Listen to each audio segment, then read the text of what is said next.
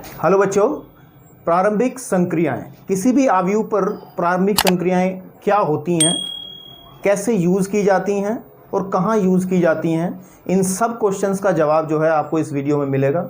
ठीक है, और आपको पहले ही बता दूं क्योंकि ये जो टॉपिक है हम पढ़ रहे हैं, इससे लेकर के इसको लेकर के एक क्वेश्चन डेफिनेटली एग्जाम में मिलेगा ही मिलेगा। बिल्कुल ठीक है, चाहे वो आपको इन्वर्स निकालना हो, प्रतिलोम निकालना हो, या फिर आप जा करके आगे जब आप सारणिक वाला चैप्टर पढ़ोगे तो वहाँ भी इसका हम लोग यूज़ करेंगे। ठीक है, लेकिन उससे पहले हमारे सामने जो टॉपिक लिखा है आयु पर प्रारंभिक संक्रियाएं, इसको थोड़ा सा आप लोग आज से दिमाग में रखे हैं कि इंग्लिश में थोड़ा ध्यान रखिएगा। इंग्लिश में इसको कहा जाता है एलिमेंट्री, मतलब प्रारंभिक, elementary operations of a matrix, यानी कि एलिमेंट्री संक्रियाएं आपके पास में, प्रारंभिक संक्रियाएं। आज हम लोग कुछ क्वेश्चंस माइंड में बनते हैं। सबसे पहली बात कि ये क्या होती हैं, ठीक है नहीं, ये कब हम यूज़ करते हैं और हम इसको कैसे यूज़ करते हैं, ये 3 क्वेश्चंस माइंड में चलते हैं जो कि आपको थंबनेल पे भी दिख रहा है। और जैसे जैसे बेटा वीडियो आगे की तरफ जाएगी, कॉन्सेप्ट को लेकर के हम आगे बढ़ेंगे, तो मैं समझाते हुए आप वीडियो से जुड़े रहना। इन तीनों क्वेश्चंस के जवाब आपको मिल जाएंगे, साथ ही साथ एग्जाम में आपके कुछ नंबर पक्के हो जाएंगे। ठीक है, चलिए बात करते हैं, हम फटाफट टॉपिक पर आते हैं। ठीक है, क्या है प्रारंभिक संक्रियाएं? बेसिकली अगर हम बात करें तो मेरे हिसाब से तो भैया 3 प्रारंभिक संक्रियाएं होती हैं, लेकिन हम लोग उनको बोलते 6 हैं। वो 6 क्यों बोलते हैं? 3 होती हैं क्योंकि 2 रो की होती हैं, 2 कॉलम की होती है, तो 3 दूनी 6 हम इसको पढ़ते हैं, जो कि अभी मैं आपको पढ़ाऊंगा। 6 प्रारंभिक संक्रियाएं जो हैं डिस्कस की गई हैं। ठीक है, 1 बाय 1 करके डिस्कस करते हैं और इनका यूज कैसे होगा वो हम लेटर ऑन वीडियोज के अंदर देखेंगे चलते चलते। ठीक है, सबसे पहले बात करते हैं, सबसे पहली प्रारंभिक संक्रिया है क्या आपके पास में? ठीक है, सबसे पहली प्रारंभिक संक्रिया है क्या आपके पास में, यानी कि इनके बारे में पहले नॉलेज लेना है। ठीक है, देखिए क्या है, मैं लिख रहा हूं किसी 2 रो, इंग्लिश में याद रखते हैं, इंग्लिश में रो कहते हैं, हिंदी में इसको पंक्ति कहते हैं। किसी भी 2 रो या कॉलम आपके पास में, ठीक है, कॉलम मतलब स्तंभ का, ठीक है नहीं, परस्पर विनिमय, ये इंग्लिश में थोड़ा सा बताऊंगा इसको भी मैं। ठीक है, ये क्या चीज़ है, यानी कहने की बात है, विनिमय का मतलब है इंटरचेंज, आप लोग करेंगे इसको इंटरचेंज। ठीक है, इंग्लिश में इसको कहा जाएगा, यानी कहने की बात क्या है, किसी भी 2 रो या कॉलम का परस्पर विनिमय, ये प्रारंभिक संक्रिया आपके पास में है, सबसे पहले नंबर की है। मतलब क्या है, एग्जाम्पल के माध्यम से समझेंगे। अगर हमारे पास में कोई भी अवयव आ जाए, जैसे मैंने लिखा 3 5 2 1 4 1 8 7 9, बिल्कुल ठीक है, ये मेरे पास में कोई भी एक अवयव है, और अगर हम, ठीक है, इसमें प्रारंभिक संक्रिया पहले वाली लगाना चाहते हैं, ये 2 हैं। ठीक है, देखिए एक चीज़ और बता दूं, मैं लिखूंगा एलिमेंट्री रो ऑपरेशन, ERO मतलब समझिएगा, ERO का मतलब समझिएगा कि एलिमेंट्री रो ऑपरेशन, यानी कि प्रारंभिक पंक्ति वाली संक्रिया। ठीक है, अगर मैं कभी लिखूंगा ECO एलिमेंट्री कॉलम ऑपरेशन, ठीक है, इसको थोड़ा सा याद रखिएगा ताकि आपको समझने में थोड़ा इजी रहेगा। अब हम लोग क्या कर रहे हैं कि इसमें ये पहले वाली जो कंडीशन कही गई है कि किसी भी 2 रो या कॉलम का परस्पर विनिमय आपके पास में। ठीक है, ये आपका पहला प्रारंभिक संक्रिया है। कैसे करते हैं देखिए यार, ज़्यादा टाइम नहीं लेंगे। मतलब क्या है, मैं सबसे पहले आपको ये वाली बताता हूँ, रो वाली एलिमेंट्री रो ऑपरेशन के। मान लिया सपोज मैं कर लेता हूँ कि R1 को इंटरचेंज कर लेता हूँ R2 से, और जब इंटरचेंज करते हैं तो ये एरो दोनों तरफ से लगता है, यानी कि R1 को R2 की जगह, R2 को R1 की जगह रिप्लेस हम लोगों को करना है। तो जो ये नया मैट्रिक्स हम लोगों को मिलेगा, जो नया अवयव मिलेगा, वो कैसे मिलेगा, यानी कि R1 को हमने R2 से इंटरचेंज किया है कि R1 की जगह क्या आएगा, R2, यानी कि 1 4 1, फिर ये आ जाएगा नीचे 3 5 एंड 2, और नीचे वाले को हमने छेड़छाड़ की नहीं, तो 8 7 एंड 9। तो ये हमारी प्रारंभिक संक्रिया है। अच्छा, एक बात और सुनिएगा, ध्यान से देखिएगा, ये हमारा इसका ट्रांसफॉर्म हो करके ये आई है। ये क्या आई है कि हमने जब R1 को R2 से इंटरचेंज किया, परस्पर विनिमय किया, जो कि लिखा है, तभी हमारा मैट्रिक्स बना आपके पास में। ठीक है, ये वाला, तो ये प्रारंभिक संक्रिया है। ये हमने अभी आपको बताया है कि किसके लिए है बेटा, ये रो के लिए बताया मैंने। ठीक है, ऐसे ही आप लोग किन्हीं भी 2 कॉलम्स के अंदर भी कर सकते हो। सपोज कर लीजिए मैंने C2 को C3 से विनिमय कर दिया या इंटरचेंज कर दिया, तो मेरे पास में जो मैट्रिक्स बन के आएगा वो क्या आएगा, C2 को कर रहे हैं तो C1 तो एज इट इज रहेगा 3, 1 एंड 8, बिल्कुल ठीक है। और इनको आपस में क्या कर रहे हैं, इंटरचेंज कर रहे हैं, तो आ जाएगा 2, 1 एंड आपके पास में कितना 9, बिल्कुल ठीक है, 2, 1 एंड 9 आपके पास में, एंड 5, 4 एंड 7। तो ये हमारा एक नया जो है, एक नया ही बनेगा, एक नया व्यू आपके पास में बना है, बिल्कुल ठीक है। एक क्वेश्चन जब मैं स्टूडेंट था तब मेरे माइंड में भी घूमता था कि क्या, देखिएगा जरा, कि जो हमारे पास मैट्रिक्स दिया गया था, जो आव्यूह दिया गया था, जब हमने इसमें एक ऑपरेशन लगाई, एक एलिमेंट्री ऑपरेशन लगाई ये वाली, और जो नया आपके पास में मैट्रिक्स मिला, क्या ये दोनों मैट्रिक्स बराबर होते हैं? ठीक है, क्या ये दोनों चीज़ें बराबर होते हैं? नहीं होते। क्यों? हम लोगों ने पढ़ा है, क्योंकि जो दो आव्यूह आपस में बराबर होते हैं तो दो कंडीशंस बेटा होती हैं। एक तो उनका क्रम जो है, ठीक है, क्रम कह रहा हूँ सॉरी, उनकी कोटियाँ जो हैं, यानी कि ऑर्डर जो है वो सेम होना चाहिए। इस केस में ऑर्डर तो सेम है, ये भी एक वर्गाव्यूह है 3/3 का, और ये भी 3/3 का एक वर्गाव्यूह है, तो इस केस में तो क्लियर है। लेकिन साथ ही साथ एक चीज़ और होती है मेरे भाई, क्या होती है कि उनके जो एलिमेंट होते हैं, संगत जो अवयव रहते हैं, वो भी इक्वल होने चाहिए। हम अपने बेसिक्स से नहीं भटकेंगे कभी भी। हम लोग देखिएगा कि यहाँ पे पहला एलिमेंट 3 है तो पहला एलिमेंट यहाँ पे 1 है, तो बिल्कुल भी ये बराबर नहीं होंगे। आप इसको कह सकते हैं रूपांतरण, आव्यूह का रूपांतरण, जो कि मैंने लिखा है, ये वाला टॉपिक भी साथ साथ डिस्कस किया जाए। आव्यूह का रूपांतरण, ये इस आव्यूह का रूपांतरित रूप है, ये इस आव्यूह का ये रूपांतरित रूप है, ट्रांसफॉर्मेशन हुई है इसकी, इसके अंदर हमने इस ऑपरेशन को यूज करते हुए, दोनों कभी बराबर नहीं होंगे। इस बात का ध्यान रखिएगा, बहुत जरूर है, बिल्कुल ठीक बात है, ये बेसिक चीज है। अब थोड़ी सी बात और दिमाग में उठती थी कि एक्चुअली बेस क्या है, एक्चुअली है क्या ये, मतलब ये निकला कहाँ से है। ठीक है, हम जब सारणिक वाले चैप्टर में, अगले चैप्टर में जाएंगे, आपको हम वीडियोस अपलोड करेंगे, तो वहाँ पे हमने कुछ रेखिक इक्वेशंस को इस आव्यूह से सॉल्व करेंगे। मतलब बेसिकली क्या होता है, मैं आपको बता दूं थोड़ी सी चीज़, जब हम पढ़ रहे हैं तो बेटे अच्छे से हम इसको पढ़ेंगे, कोई दिक्कत नहीं है। अगर मैं बात करूं, कुछ इक्वेशंस की बात कर लेता हूं, जैसे मैं बात कर लेता हूं 3x + 5y, ठीक है, प्लस के 2z is equal to, suppose 9 हमने ले लिया, ठीक है। एक इक्वेशन और बना ली, x + के 4y प्लस के आपके पास में z इज इक्वल टू 17 हो गया, ठीक है। 8x + के 7y प्लस के 9z इज इक्वल टू मान लिया 20, कुछ भी ले लो, 27 ले लो, मैं ऐसे एग्जांपल की बात कर रहा हूँ। तो अगर हम देखिए, मैं क्या बताने की कोशिश कर रहा हूँ, बेस बताने की कोशिश कर रहा हूँ कि ये एलिमेंट्री ऑपरेशंस आई कहाँ से, है ना। ये आप किस तरीके से, क्या है कि इनको हमने बनाया है, किस तरीके से डेवलप हुई, देखिएगा इन इक्वेशंस। ये एक आपके पास में निकाय है, सिस्टम ऑफ इक्वेशन है। सिस्टम ऑफ इक्वेशन आप जानते हो, उसमें 3 वेरिएबल हैं, एक्स वाई जेड आपके पास में, और 3 ही इक्वेशन है, तो इनको सॉल्व करके हम इजीली एक्स वाई जेड की वैल्यू निकाल सकते हैं। तो ये एक सिस्टम ऑफ इक्वेशन है। और अगर आप थोड़ी सी बात ध्यान दें बेटा, ये मेरे पास में जो इधर वाला हिस्सा बना है और ये जो मैट्रिक्स रखा है या व्यू, तो 3 5 2 3 5 2, मैंने एग्जाम्पल इसी तरीके से लिया ताकि समझाने में इजी रहे। 1 4 1 8 7 9, है ना। अब ये है क्या, ये ए है क्या, ये इन जो हमारे पास निकाय है, सिस्टम ऑफ इक्वेशन है, इसके गुणांकों का ही तो आव्यूह है ये, देखिएगा, है ना। ये इसके गुणांक, कोफिशिएंट मैट्रिक्स ही तो कहेंगे ना इसको, गुणांक आव्यूह तो है ही हमारे पास में। अब सुनिएगा जरा बात, अब यहां से निकल के आती है जो क्लियर होगी। देखिएगा, अगर हम कभी, ठीक है, इक्वेशन 1 2 3, हम एक इक्वेशन को ऊपर रखें, दूसरी को नीचे रखें, क्या इस सिस्टम ऑफ इक्वेशन पे कोई प्रभाव पड़ेगा? अब बताइए मुझे, कभी कोई प्रभाव पड़ेगा इनके हल पे, कोई इनके आंसर पे कोई प्रभाव पड़ेगा? मतलब मैं क्या कह रहा हूं कि इसको ये पहले नंबर की है, ये दूसरे नंबर की है, तीसरे नंबर की है। मैंने जैसे पहले वाले में किया कि R1 को R2 से चेंज किया, इसका मतलब इसको ऊपर रख दूं, इसको नीचे रख दूं और फिर सॉल्व करूं, तो कोई दिक्कत आएगी? नहीं आएगी, ठीक है ना। हमारे पास नंबर ऑफ इक्वेशन ये कौन सी है कौन सी, इससे कोई फर्क पड़ने वाला नहीं है। तो हम लोग इजीली इसको कर सकते हैं, यानी कि इससे इस सिस्टम ऑफ इक्वेशन की वैलिडिटी खत्म नहीं होती है, इससे कोई इफेक्ट नहीं पड़ता है इसके सिस्टम ऑफ इक्वेशन पर, इसके आंसर में कोई प्रभाव नहीं पड़ता है। सिमिलरली अगर हम बात करें, हम अगर C2 को C3 से कर रहे हैं, यानी कहने की बात ही है, सिंपल सी बात है, आप Z को पहले और Y को बाद में लिखें तो किस तरीके से बनेगा? 3x प्लस के 2z आपके पास में 5y इज इक्वल टू 9, बताओ कोई दिक्कत है क्या?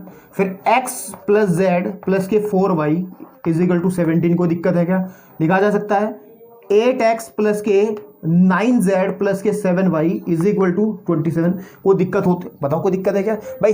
ये सिस्टम ऑफ इक्वेशन और ये सिस्टम ऑफ इक्वेशन, ये निकाय अलग अलग है क्या? कभी भी अलग अलग नहीं है, ये बिल्कुल सेम है। ठीक है, इट मीन्स हम ये जो प्रारंभिक संक्रियाएं जो पढ़ते हैं, एलिमेंट्री ऑपरेशन जो पढ़ते हैं, वो एक्चुअली डेवलप यहीं से हुए कि इन इक्वेशंस का सॉल्यूशन इफेक्ट ना हो। इस तरीके से अगर हम चेंजेस लाएं इस कोफिशिएंट मैट्रिक्स के अंदर, ये जो आया आपके पास में, अभी जैसे जैसे चैप्टर आगे जाएगा, आप लोग जब सारणिक में जाओगे थोड़ा और चीज़ें डेवलप होंगी, थोड़ी और जब इक्वेशंस को सॉल्व करना, में ऐसी इक्वेशंस को सॉल्व करना जब आपको सिखाएंगे नेक्स्ट चैप्टर में, तब आप कहोगे गुरुजी ये खुल के आपके सामने गिरेगा नीचे कि ये बात थी। ठीक है, तो मैं समझता हूँ कि प्रारंभिक संक्रियाओं का जो बेसिक है वो कहाँ से निकल करके आता है वो समझ में आया होगा। और ये हमारी पहली एलिमेंट्री ऑपरेशन थी। ऐसी हम लोग और पढ़ेंगे, 2 हुई है अभी तक, 4 और पढ़नी है, 6 फटाफट पढ़ते हैं। ठीक है, दूसरे वाली क्या है देखिएगा, एक संक्रिया हमने पढ़ी है अभी। ठीक है, प्रारंभिक संक्रिया। दूसरे नंबर की क्या है देखिएगा, लिखा है सामने, किसी भी रो कॉलम के अवयव को शून्येतर का मतलब होता है नॉट इक्वल्स टू 0, इनके नॉन जीरो, वो हमेशा एक जीरो नहीं होगा, कोई भी रियल नंबर आपके पास में आ जाएगा। संख्या से आप गुणा करने से हमारे पास क्या इफेक्ट पड़ता है, उसको हम कहते हैं दूसरा एलिमेंट्री ऑपरेशन। ठीक, चलिए बात करते हैं। जैसे मैं कोई एग्जांपल आपके सामने लेता हूं, कोई आव्यूह है। ठीक है, कोई आव्यूह हम ले लेते हैं। ठीक है, आपके पास में जैसे 3, 5, 1, 8, 0, 9, 4, 7 एंड 11। ठीक है, ये कोई मैट्रिक्स है।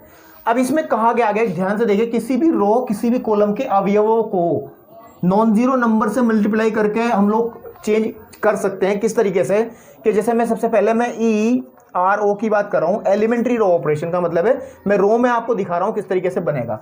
मैं क्या कर रहा हूँ कि देखिएगा बेटा, मैं कर रहा हूँ कि जैसे मैं R1 को रिप्लेस कर रहा हूँ 2R2 से, यानी कि 2R1 से, कि R1 के अवयवों में मैं 2 से गुणा करके आपके पास में और फिर लिख रहा हूँ। तो क्या चेंज बनेगा देखिएगा, ये बनेगा आपके पास में R1 कितना है मेरे पास में, ध्यान दीजिए, 3, 5 एंड 1, जब 2 से मल्टीप्लाई करेंगे पूरी रो के अंदर तो 6, 5 एंड 1 एंड 8, 0 एंड 9, 4, 7 एंड 11। तो ये जो मैट्रिक्स हमारे पास बना आपके पास में, ये बना, ये ट्रांसफॉर्म है। ये क्या है, ट्रांसफॉर्मेशन हो गई इस वाले मैट्रिक्स की इस ऑपरेशन से। ठीक है, अब आप लोग यहाँ पर कोई जरूरी नहीं है कि आप इसी तरीके का नंबर लें, आप लोग कोई फ्रैक्शन वाला नंबर भी ले सकते हैं, 1/2 समथिंग, 3/5, कुछ भी ले सकते हैं।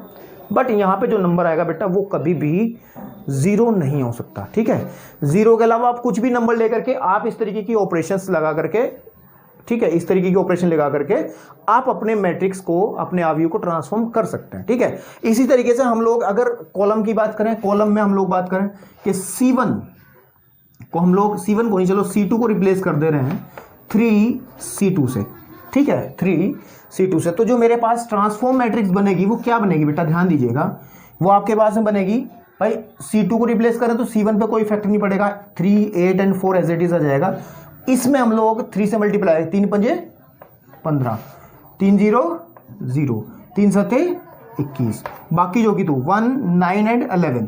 तो ये हुई ट्रांसफॉर्मेशन। कहने की बात ये है कि इसके अंदर करते क्या है, इसके अंदर हम लोग करते क्या है, अभी समअप करेंगे सारी चीज़ों में पढ़ाई, उसको एक बार रिकैप, एक बार वापस फिर आपको दोबारा से बताने का प्रयास करूँ बहुत शॉर्ट में। ठीक है, अभी एक बात समझ लीजिएगा।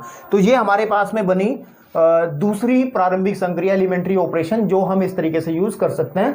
सभी को बहुत ध्यान से देखिएगा क्योंकि यूज बहुत ज्यादा है बेटा इनका। और फिर अगर आप कहोगे कि सर जी इफेक्ट इनकी वही कि ये ऐसे करते क्यों हैं, वो फिर वही सिस्टम बनेगा बेटा। अगर हम लोग कोई इक्वेशन के बारे में बात करें, ठीक है, कोई इक्वेशन मेरे पास में है कि 3x प्लस के 5y प्लस के z इज इक्वल टू मान लिया 19 है, तो अगर मैं इस इक्वेशन में, पूरी इक्वेशन में 2 से मल्टीप्लाई कर दूं तो 2x प्लस के 10y प्लस के 2z इज इक्वल टू 38, तो क्या इस इक्वेशन की वैलिडिटी पे कोई फर्क पड़ेगा क्या? कभी भी कोई फर्क पड़ने वाला बेटा नहीं है, ध्यान दीजिएगा इस चीज को, कभी भी कोई फर्क पड़ने वाला नहीं है। तो 2 से करो तो 6 आएगा, है ना आपके पास में। तो ये जो चीज है, ये जो ट्रांसफॉर्मेशन है, ये सारी की सारी सिस्टम ऑफ इक्वेशन से ही आई है। ये आपका दूसरा सिस्टम ऑफ इक्वेशन बनेगा आपके पास में। ठीक है, इसको अच्छे से आप लोग देखिएगा। ठीक, चलिए, अच्छा एक बात और थोड़ी सी मैं आपको बता दूं इसके अंदर, वो क्या है कि जैसे कि सपोज कर लीजिए हम लोग इस तरीके से भी ट्रांसफॉर्म कर सकते हैं। कैसे कि मान लिया मैं C1 को रिप्लेस कर रहा हूँ 1/7 C2 से, 1/7 C2 से, मतलब पूरी C1 को मैं 7 से डिवाइड करके। तो ये जो मैट्रिक्स है वो किस तरीके से ट्रांसफॉर्म होगा, तो उसको मैं यहाँ दिखा रहा हूँ। थोड़ा सा लिखने का तरीका आप लोग देखिएगा कि कैसे कि ये 3, 8 एंड 7 को 3, 8 एंड 4 को डिवाइड करूंगा मैं 7 से, तो कितना आ जाएगा 3/7, 8/7, 4/7। ठीक है बेटा आपके पास में, ठीक है ना। और बाकी तो अनचेंज रहेंगे, जो कि 2 रहेंगी 5, 0 एंड 7, फिर उसके बाद में 1, 9 एंड 11। ये क्यों किया, ये क्यों किया, ये इस वजह से किया कि कहीं आपके दिमाग में कुछ ऐसी भ्रांति, कुछ इस तरीके का कन्फ्यूजन क्रिएट ना हो जाए कि हम लोग यहाँ कोई नंबर फ्रैक्शन वाला ना ले सकें। ले सकते हैं, बिल्कुल ठीक है, इसको हम ले सकते हैं, इसमें कोई समस्या वाली बात नहीं है। तो ये हमारी ये 4 एलिमेंट्री ऑपरेशंस हो गई। अब 2 और बची हैं, उसके बाद हमें फिर एक टॉपिक को डिस्कस करते हैं जो कि इंपॉर्टेंट है। मैं इसको रफ कर दे रहा हूँ, वीडियो रोक लीजिए और नोट करना चाहते हो तो कर लीजिए। ठीक है, चलिए बात करते हैं तीसरी एलिमेंट्री ऑपरेशन की। हमारे पास में 2 हम पढ़ चुके हैं अभी, ठीक है ना आपके पास में। चलिए, लैंग्वेज में लिखा है, आई थिंक भारी भरकम है, बट टेंशन नहीं लेनी है, अभी मैं एक्सप्लेन करूँगा तो चीज़ें इजीली समझ में आएंगी। ठीक है, चलिए बात करते हैं। क्या कहा गया है कि किसी भी पंक्ति, ठीक है, यानी कि रो इंग्लिश में कहते हैं, या कॉलम के अवयवों में किसी अन्य रो या कॉलम के संगत अवयवों को किसी नॉन जीरो नंबर से गुणा करके हम जोड़ सकते हैं। ये हम लोगों को कहा है। आई थिंक लैंग्वेज थोड़ा सा आपको समझने में कठिन लग रहा होगा, एग्जाम्पल से समझाते हैं। देखिए, सपोज कर लीजिए मेरे पास में कोई ए, आपके पास में एक अवयव है 3, 5, 1, 8, 1 एंड 9, 7, 2 एंड 1। ठीक, तो हम लोगों को कहा गया किसी भी पंक्ति, अगर हम एलिमेंट्री रो ऑपरेशन की बात करें तो किसी भी पंक्ति को हम लोग अगर लें, जैसे मान लिया मैंने R1 को लिया, ठीक है, R1 को मैं रिप्लेस करता हूं R1 + 2R2, ये किया जा सकता है। यही कहा है उसने कि किसी पंक्ति, अभी स्तंभ की बात नहीं कर रहे हैं, किसी पंक्ति के अवयवों में किसी अन्य पंक्ति हमारे पास R2 के संगत अवयवों, अभी बता रहा हूं संगत अवयवों, संगत मतलब समझते हो ना, 3 का संगत 8, 5 का संगत 1, 1 का संगत 9, ये संगत का वर्ड का मतलब है ना। अवयवों को किसी शून्येतर, मतलब नॉन जीरो नंबर हमने 2 लिया, वो कुछ भी ले सकते हैं अकॉर्डिंग टू क्वेश्चन। जब क्वेश्चन हम लोग सॉल्व करेंगे तो अपने हिसाब से लेंगे ना फिर, ठीक है ना। तो हमारे पास में ये 2 नॉन जीरो नंबर से गुणा करके जोड़ सकते हैं इस तरीके से, नॉन जीरो। अब नॉन जीरो का मतलब ये है कि जरूरी नहीं है कि प्लस वाला ही हो, ठीक है। नॉन जीरो तो -2 भी ले सकते थे, तो यहाँ माइनस भी आ सकता है, तो हम घटा भी सकते हैं, ये भी कह सकते हैं। अगर मैं यहाँ प्लस माइनस लगा दूं तो कोई दिक्कत वाली बात नहीं है। ध्यान दीजिएगा बेटा, जो मैं कहना चाह रहा हूं कि हम लोगों को कहा है नॉन जीरो नंबर यहां पर, तो आप यहाँ नॉन जीरो का मतलब है कि केवल जीरो नहीं होना चाहिए, बाकी नेगेटिव हो सकता है, सही बात है ना। तो यहाँ पे हम -2 भी ले सकते थे, ठीक है। तो ये ट्रांसफॉर्मेशन हमारी किस तरीके से बनेगी और हमारा जो अवयव है वो कैसे ट्रांसफॉर्म होगा देखिएगा, ठीक है। ये देखिएगा यहाँ हम लोगों को R1 को रिप्लेस करना है R1 + 2R2, ठीक है। तो R1 में इसमें 2 से गुणा करके इसमें जोड़ना है। देखिए कैसे जोड़ते हैं, ध्यान दीजिएगा। सबसे पहले 3, 5 और 1 तो जो कातू है, इसमें 2 से मल्टीप्लाई करनी है, 16, 2 और 18, समझ में आई। और इसको जोड़ देना है तो आ जाएगा 19, 7 और 19। बात समझ में आ रही। तो पहली जो रो आएगी, यानी कि ये एरो से इधर वाला हिस्सा जो है वही परिवर्तित होता है, यानी कि R1 ही चेंज होगा, R1 चेंज होगा 19, 7, 19 से, बिल्कुल ठीक बात है। बाकी अनचेंज रहेंगी 1, 8, 1, 9, 7, 2 एंड 11। बेटा समझ में नहीं आई बात। तो ये एक ऑपरेशन है, आप कोई भी नंबर यहां यूज कर सकते हो, बशर्ते वो जीरो ना हो, ठीक है। नेगेटिव भी आप लोग यूज कर सकते हो, ठीक है। ये जो ऑपरेशन हमने लगाई है ये हमारी कहलाती है तीसरे नंबर की एलिमेंट्री ऑपरेशन कहलाती है। ये हमने रो ऑपरेशन को लेकर सिखाया है आपको। अभी हम बात करते हैं एक चीज लेकर के, और कॉलम ऑपरेशन से, है ना, कॉलम से लेकर के बात करते हैं। चलिए कॉलम यहाँ पे कर लेते हैं, इसको रफ कर लेते हैं। कैसे करते हैं देखिएगा, आपके पास में मान लिया मैं चेंज कर लेता हूँ, मैं C2 को चेंज कर लेता हूँ C2 + 5C1 आपके पास में, या 5C1 ना लेकर के आप लोग C3 भी ले सकते हैं। बस सिर्फ ध्यान रखना ये दोनों नंबर सेम होने चाहिए। C2 में अगर चेंज कर रहे हैं तो यहाँ भी C2 आना चाहिए, क्योंकि कहा है उसने कहा है किसी पंक्ति या स्तंभ के अवयवों में किसी भी पंक्ति अन्य, ये किसी अन्य का मतलब कोई अलग हो सकती है, ठीक है, और जोड़ना उसी में है जिसमें हम ट्रांसफॉर्मेशन कर रहे हैं, ठीक है, जिसमें हम ऑपरेशन लगा रहे हैं, ठीक है। चलिए तो इस वाले में चेंज करना है मेरे को, है ना, ठीक। तो इसको कैसे लिखा जाएगा, पहले आप C2 लिख लीजिएगा, C2 519, इसमें जोड़ना है 5C1 मतलब 5C3 सॉरी, C3 में 5 से मल्टीप्लाई कर लीजिए, 5 कम 5, 5 में 45 और 5 कम 5, इनको जोड़ दीजिए। रो में कर रहे हैं ना, तो सॉरी कॉलम में, तो क्या रिजल्ट आएगा 10, 46 एंड 14। तो ये आएगा बेटा हमारे पास। चलिए पहले बात कर लेते हैं क्या आएगा, क्योंकि C2 में कर रहे हैं तो C1 का तो इफेक्ट ही नहीं है। C1 जो का तो आएगा 3, 8 और 7, 3, 8 और 7 आपके पास में, बिल्कुल ठीक है। और C2 को हम लिखेंगे 10, 46 एंड 14 आपके पास में, 10, 46 एंड 14 आपके पास में। कितना अभी निकला तो है 14, ये जो हमने ऑपरेशन लगाई है। ऑपरेशन जब लगाते हैं तो उसके बाद ही जो रूपांतरित आपके पास में अवयव आता है उसको लिखते हैं कि इस ऑपरेशन के बाद ये रूपांतरण इसमें हुआ आपके पास में, तो ये आपके पास हो जाएगा 1, 9 एंड 1। मेरे पास आया हमारा तीसरे नंबर का एलिमेंट्री ऑपरेशन। टोटल हम लोगों का हो गया 6। चलिए बात फटाफट सम अप कर लेते हैं इसको थोड़ा सा। इसमें हमने किया क्या, एक्चुअली हमने क्या क्या चीज़ें बताई, इसको यहाँ से रफ करके आपको बताता हूँ फटाफट कि अभी तक हमने बात की क्या, ठीक है, क्या बात की है। देखिए सबसे पहली हमारी जो एलिमेंट्री ऑपरेशन थी, प्रारंभिक संक्रिया थी, वो ये थी कि किसी भी रो को आपके उसमें चेंज कर सकते हैं किसी से भी। तो इसको आप नंबर ना दे करके यहाँ मैं आई लिख लूँ कि ith रो को हम jth रो के साथ में इंटरचेंज कर सकते हैं, और साथ ही साथ और ऐसे ही हम ci और आपके पास में cj में भी हम कर सकते हैं ना। तो ये हमारी पहली थी, है ना, ठीक है। दूसरे वाले में क्या था कि किसी भी रो में आप क्या कर सकते हो, किसी भी नॉन जीरो नंबर से मल्टीप्लाई करके, यानी कि k से मल्टीप्लाई करके आपके पास में उसको रिप्लेस कर सकते हो। ये आई मतलब इस तरह यूज़ कर रहा हूँ कि I1 I2 आई यूँ यूज़ कर रहा हूँ क्योंकि कोई भी रो, पहली भी, दूसरी, तीसरी, चौथी कोई भी हो सकती है। मैंने थोड़ा नंबर ना दे करके इसको जनरलाइज कर दिया है ना, ताकि याद रहे आपके पास में। और इसी तरीके से हम लोग या फिर CI को भी हम लोग चेंज कर सकते थे। इसी तरीके से कैसे चेंज कर सकते थे, कि कोई भी नॉन जीरो नंबर लेकर के इसमें मल्टीप्लाई करके, ठीक है बेटा।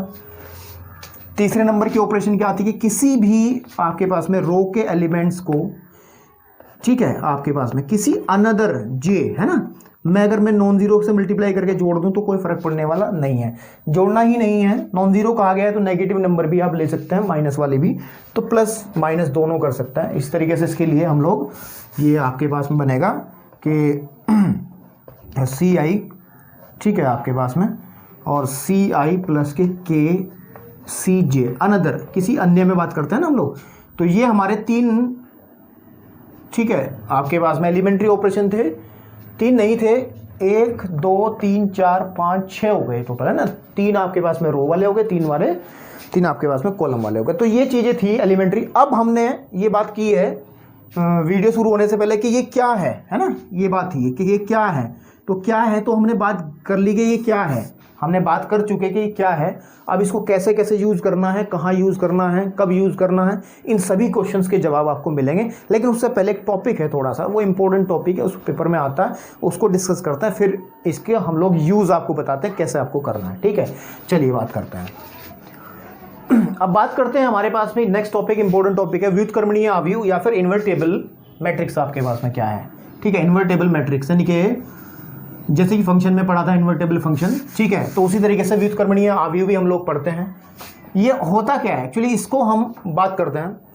अगर मेरे पास में कोई अवयव हो, जनरली ऐसे ही बात कर रहा हूँ, अगर हम इसका व्युत्क्रम निकाल लेते हैं, व्युत्क्रम, है ना, आपके पास में, ठीक है, कैसे लिखा जाएगा यार, व्युत्क्रम आपके पास में हम इसका निकाल लेते हैं, यानी कि हिंदी में इसको प्रतिलोम भी कह सकते हैं, ठीक है, या फिर इंग्लिश में इसको इनवर्स बोला जाता है। इनवर्स ही आप लोग ध्यान रखें, क्योंकि 2 टर्म्स याद रखने की बजाय एक ही याद रखें, ठीक है, आपके पास में इनवर्स, ठीक, इनवर्स।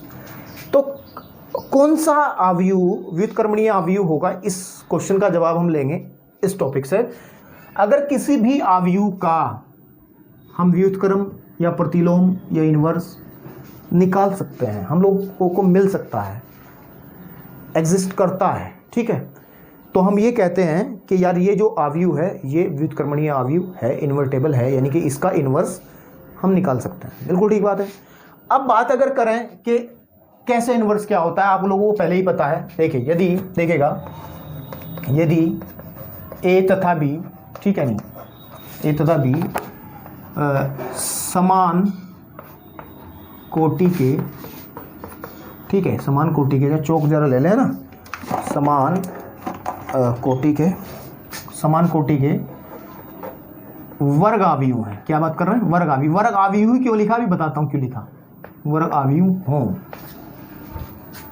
तथा एक कंडीशन बने कि अगर मैं ए की बी में गुणा करूं या बी की ए में गुणा करूं और वो हमारे पास तत्समक आव्यूह मिले, आइडेंटिटी आव्यूह मिल जाए और सेम कोटि का मिल जाए जो कोटि हमारे पास में है, तब देखिएगा, तब बी ए का प्रतिलोम या फिर इनवर्स है ना, या फिर व्युत्क्रम आपके पास में, ठीक है, कहलाता, ठीक है,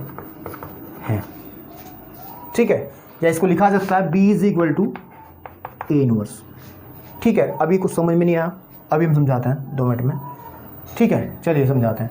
हमने कहा क्या, अगर मेरे पास में 2 वर्ग आव्यूह लेकर के चलें हम ए और बी, ठीक है, और उनकी मल्टीप्लाई करें, हम ए बी निकालें या फिर बी ए निकालें, यानी कि आपस में देखो, छोटी सी बात, नंबर्स के अंदर क्या होता है कि मैं 3 की गुणा 4 में करूं या 4 की गुणा 3 में 2 में करूं, 2 की गुणा 4 में करूं या 4 की गुणा 2 में करूं, तो देयर इज नो डिफरेंस, 4 दूनी 8, 4 दूनी 8 ही रहेगा।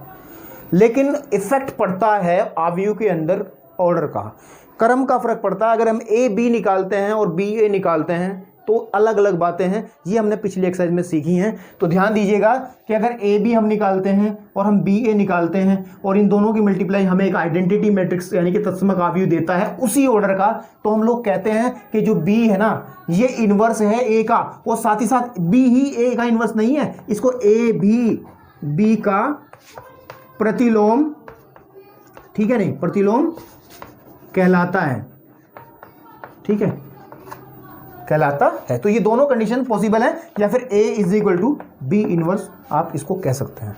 बिल्कुल ठीक है। एग्जाम्पल से क्लियर करते हैं, एक्चुअली है क्या, एग्जाम्पल से क्लियर करते हैं। तो चलिए एक एग्जाम्पल लेके चलते हैं। सपोज हमने एक ए लेकर के चले, ए हम लेकर के चले आपके सामने कि ये है 2 3 आपके पास में एंड 1 and 2, ठीक है, और बी को लेकर के मैं चल रहा हूँ बेटा, ठीक है, आपके पास में ये लेकर के चल रहा हूँ 2 2 -1 एंड -3, ये हम लेकर के चले, बिल्कुल ठीक है। अब मैं फाइंड आउट कर रहा हूँ ए बी, देखिएगा A B is equal to, A B means A की बी में मल्टीप्लाई हम लोग कर रहे हैं, ठीक है, क्या होता है देखते हैं अभी, 2 3 1 2 एंड 2 -3 -1 एंड 2। आपको पता है बेटा मल्टीप्लाई करने की टेक्निक्स हमने बहुत सारे क्वेश्चंस, बहुत सारी चीज़ें हमने पिछली वीडियोस में डिस्कस की है, क्योंकि ये वीडियो नंबर 9 है, तो आज इससे पहले आ चुकी हैं, सारी प्लेलिस्ट में आपको मिलेंगी, ठीक है। चलिए यही कर लेते हैं ना, यहीं पे आ जाएगा आपके पास में। तो कितना आएगा बेटा, जब रो की कॉलम में करते हैं इसके साथ करते हैं तो 2 के साथ करेंगे 4 और 3 माइनस का, समझ में आई बात, ठीक है। फिर इसको इसमें करिएगा, मैं ज़्यादा समय नहीं लगाऊंगा, -6 एंड प्लस का 6 आपके पास में। फिर इसका इसमें करिएगा तो 2 -2, ठीक। जब इसका उसमें करिएगा तो माइनस का 3 प्लस का आपके पास में 4 आपके पास में, ठीक। जब कैलकुलेट करिएगा तो A B is equal to आपके पास में आ जाएगा, देखिए 1 0 0 1, चेक कीजिए, ठीक है। और ये हमारा ये तो आई है, आइडेंटिटी मैट्रिक्स ही तो होता था तत्समक आव्यूह, जिक्र किया है कितने प्रकार के आव्यूह होते हैं, उसमें हमने तत्समक आव्यूह का अच्छे से जिक्र किया है, पिछले एक्सरसाइज में भी इसका यूज किया है।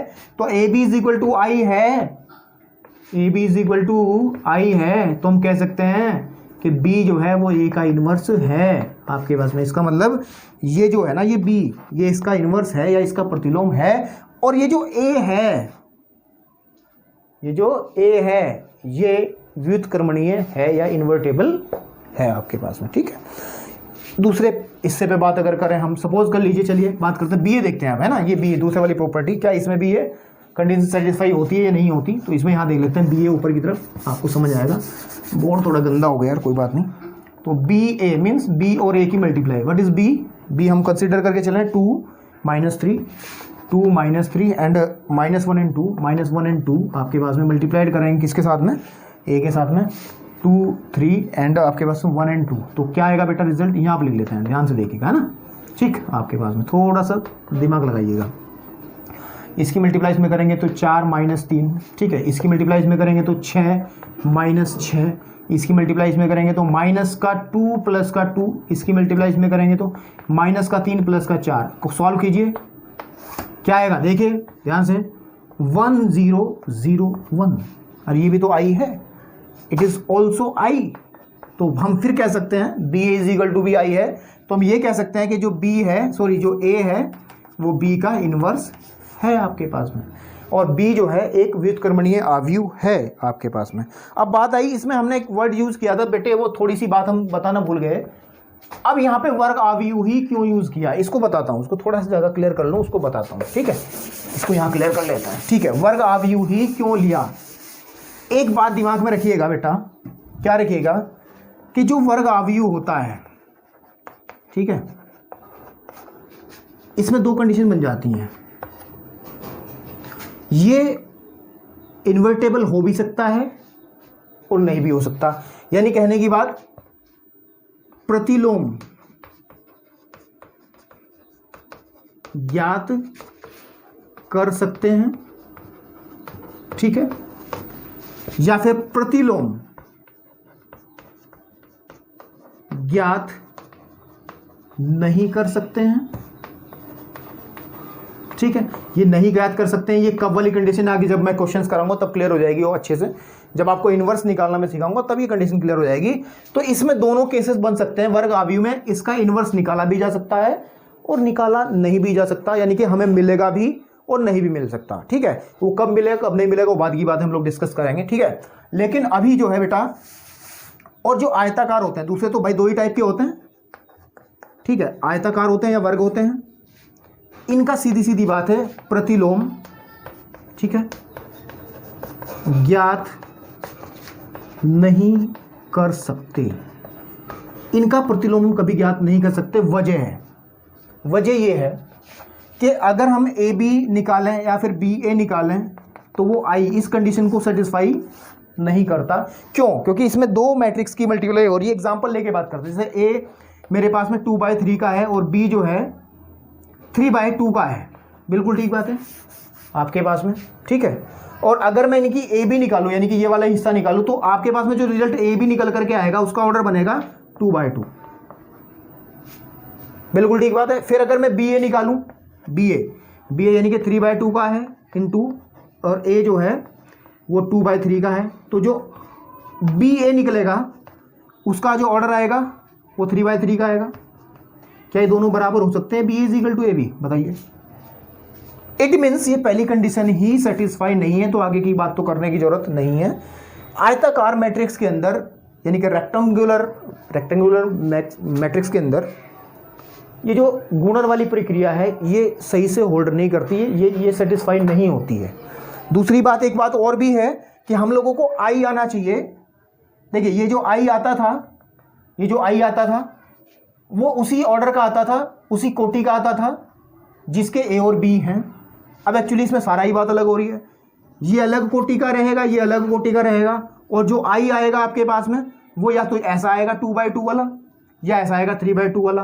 तो ये दो चीज़ें अलग अलग आई देंगी। पहली बात तो आई जो है एक वर्गाव्यूह ही होता है हमेशा, कभी भी आयताकार नहीं होता है, ठीक है, रेक्टेंगुलर नहीं होता, हमेशा स्क्वायर मैट्रिक्स होता है। तो मेरा कहने का मतलब मोटी मोटी बात यह है कि ये डिफाइंड नहीं होगी, ये कंडीशन आयताकार मैट्रिक्स के अंदर या फिर रेक्टेंगुलर मैट्रिक्स के अंदर ये कंडीशन डिफाइन नहीं होगी। तो इसका आव्यूह जो है प्रतिलोम कभी भी ज्ञात नहीं किया जाता, एग्जिस्ट नहीं करेगा, इस दुनिया में उसका अस्तित्व नहीं रहेगा आपके पास में।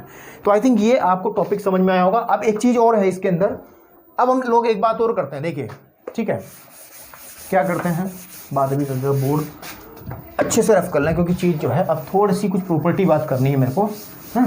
चलिए चौक ले लें। अब है हमारे पास में कि जो इनवर्स होता है किसी का भी, मान लीजिए ए है, ए कोई मैट्रिक्स है, ठीक है, एक टॉपिक और है इसके अंदर, इंपॉर्टेंट प्रॉपर्टी है। यूज़ करते हैं कि जो इन्वर्स होता है वो यूनिक होता है। यूनिक मीन्स दुनिया में हर एक अवयव का केवल एक ही इन्वर्स मिलता है, अगर मिलता है तो। एक से ज़्यादा इन्वर्स नहीं मिल सकते, एक से ज़्यादा प्रतिलोम नहीं मिल सकते आपके पास में, उसका कारण है, ठीक है।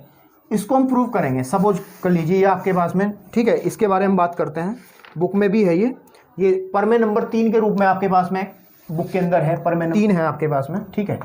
तो ये है क्या, इसके बारे में बात करते हैं, ठीक है। क्या कह रहा है वो कि हमारे पास में व्युत्क्रम की अवयव जो है ना वो अद्वितीयता यानी कि uniqueness of inverse. Uniqueness of inverse का मतलब है किसी भी अवयव का जो व्युत्क्रम है यदि उसका अस्तित्व है, यदि वो मिलता है तो केवल एक मिलेगा, एक से ज़्यादा नहीं मिलेगा, ठीक है। तो इसको हम प्रूव करते हैं। देखिए कैसे प्रूव करते हैं। सपोज कर लीजिए मेरे पास में एक अवयव ए है, ठीक है, और इसके जो इन्वर्स है ना, इसके जो इन्वर्स है वो एक बी है और एक हमने कहा कि इसका इन्वर्स आपके पास में एक सी है। दो इन्वर्स हम लेकर के चल रहे हैं। सपोज कर लीजिए हमने दो इन्वर्स लेकर के चले। अगर दो इन्वर्स लेकर के इसके चलेंगे, एक इसको लिख लीजिए पहले, थोड़ा सा अच्छे से लिख लेते हैं ना। माना ए के दो प्रतिलोम है ना, दो प्रतिलोम बी तथा सी है।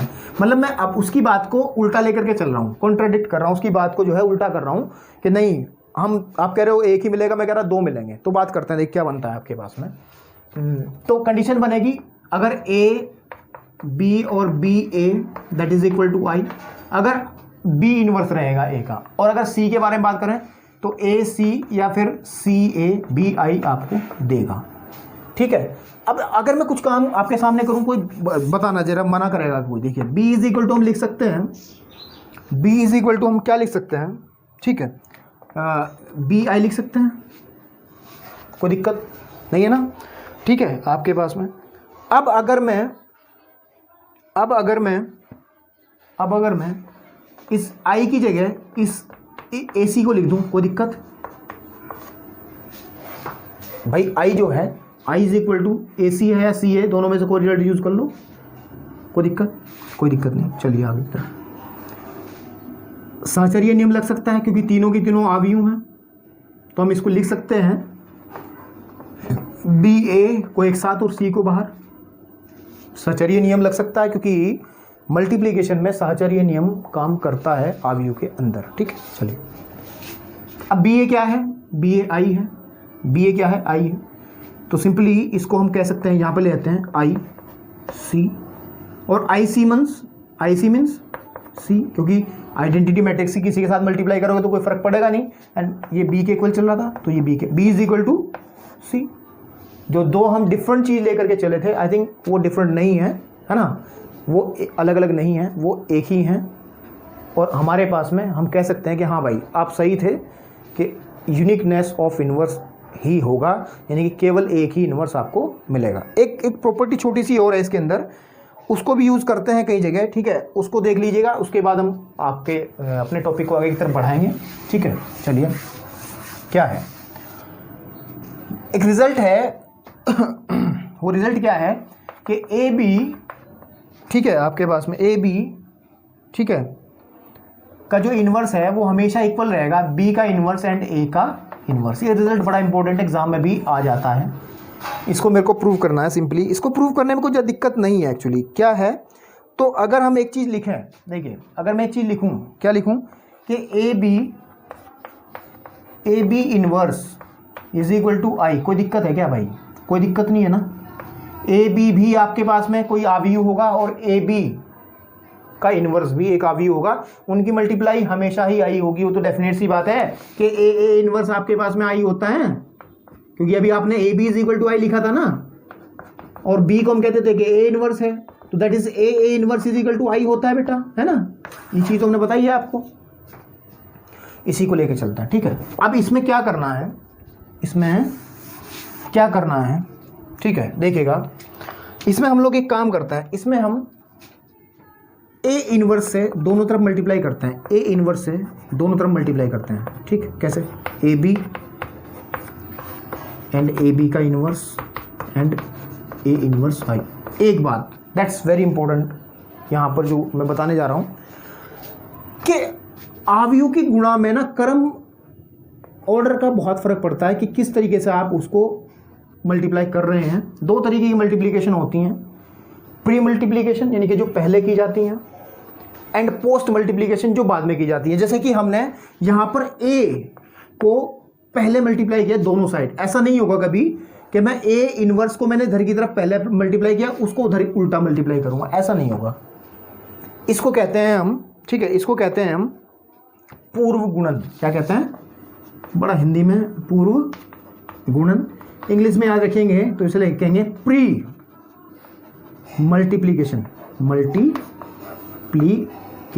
ठीक है बेटा, प्री मल्टीप्लिकेशन आपके पास में। अगर मैं बाद में करता तो पोस्ट मल्टीप्लिकेशन होता। तो मेरा मेन वजह यही थी कि मैं आपको बता दूं कि इसमें फ़र्क पड़ता है। आपको पता ही है कि ए बी एंड बी ए में फ़र्क पड़ता है, इनका बोल बिल्कुल फ़र्क पड़ता है ना, दोनों अलग अलग चीज़ें हैं। ठीक है बेटा, अब इसको थोड़ा सा हम एडजस्टमेंट इसमें लेके आता है। मैं इन दोनों को एक साथ लेता हूँ। देखिए ए इनवर्स ए, ठीक है, इसको एक साथ लिया, बी ए बी का इनवर्स इज इक्वल टू, अच्छा ये क्या बनेगा आप लोग बताइए मुझे। ठीक है, ये क्या बनेगा आपके पास में? ठीक है, ये तो ए इनवर्स ही बन जाएगा ना भाई। आइडेंटिटी मैट्रिक्स से अगर आप किसी की मल्टीप्लाई करोगे तो आइडेंटिटी मैट्रिक्स से कोई इफेक्ट पड़ता ही नहीं है, तो ये एज इट इज आ जाएगा। ठीक है, अब ए इनवर्स क्या बनेगा? ए इनवर्स किसी भी आव्यूह की उसी के आव्यूह के साथ मल्टीप्लाई आई देता है हमें, है ना। इसको हम आई इज इक्वल टू लिख सकते हैं आई बी, ठीक है, I B A B inverse A inverse, सही है। ठीक, आई की मल्टीप्लाई कोई इफेक्ट डालेगी? नहीं डालेगी, तो इसको लिख सकते हैं बी ए बी का होल इनवर्स है, सॉरी यहाँ पे ये पूरा इनवर्स पूरा है, इज इक्वल टू ए। अब मैं क्या कर रहा हूँ? A inverse. अब मैं क्या कर रहा हूँ? मैं इसमें फिर से वही पूर्व गुणन प्री मल्टीप्लिकेशन बी इनवर्स से कर रहा हूँ। क्या बनेगा? B inverse B and A B का इनवर्स इज इक्वल टू बनेगा बी इनवर्स ए इनवर्स। कोई दिक्कत? अब बेटा ध्यान दीजिएगा, मैं यहाँ लिख रहा हूँ, काम हो गया बस। बी इनवर्स बी क्या बनेगा? आई बनेगा, आई इंटू, ठीक है, आई इंटू ए बी का इनवर्स इज इक्वल टू आ जाएगा बी इनवर्स ए इनवर्स। अब मुझे बताइए बेटा, आई को इम्पैक्ट डालेगा इस पर? कोई फर्क नहीं डालेगा, तो आई को आप हटा दो, तो आ जाएगा ए बी का होल इनवर्स बराबर होगा B inverse and A inverse. That is your result. और ये बहुत इंपॉर्टेंट रिजल्ट है, एग्जाम में भी कई बार आप उठा करके अगर पिछले साल के कुछ एग्जाम के पेपर देखोगे तो ये आपको कहीं ना कहीं मिलेगा। ठीक है, बड़ा इंपॉर्टेंट चीज़ है, एक्सरसाइज में भी इसको यूज़ हम लोग करेंगे। तो ये रहा आज का हमारा जो हमने चीज़ें पढ़ी हैं, एलिमेंट्री ऑपरेशन, प्रारंभिक संक्रियाएँ पढ़ी, उसके बाद में इन्वर्टेबल मैट्रिक्स पढ़ा कि क्या होता है और उसकी 2-3 प्रॉपर्टीज़ पढ़ी। ठीक है, अब हम आपको बताएंगे, ठीक है, कि प्रारंभिक संक्रियाएं कब, कैसे और कहाँ यूज़ की जाती हैं। जब हम लोग एक इन्वर्स निकालेंगे, यानी किसी भी आव्यूह का जब हम इन्वर्स फाइंड आउट करते हैं विद एलिमेंट्री ऑपरेशन, प्रारंभिक संक्रियाओं का यूज़ करते हुए कैसे हम लोग इन्वर्स निकालते हैं, और वहाँ पे मैं आपको बताऊंगा कि प्रारंभिक संक्रियाओं को हम कैसे यूज़ में लाते हैं। और वो काम आपको नेक्स्ट वीडियो में उपलब्ध होगा, क्योंकि वीडियो थोड़ा लंबा हो जाएगा अगर मैं उस टॉपिक को डिस्कस करूँगा तो मज़ा नहीं आएगा। ठीक है, तो बेटा जो कॉन्सेप्ट आपको समझाया गया उसको अच्छे से रिवाइज कीजिएगा, पढ़िएगा, रोक रोक के देखिएगा, स्पीड स्लो करो, तेज करो, कुछ भी करो। ठीक है, अच्छी लगे वीडियो तो बेटा लाइक कर दीजिएगा।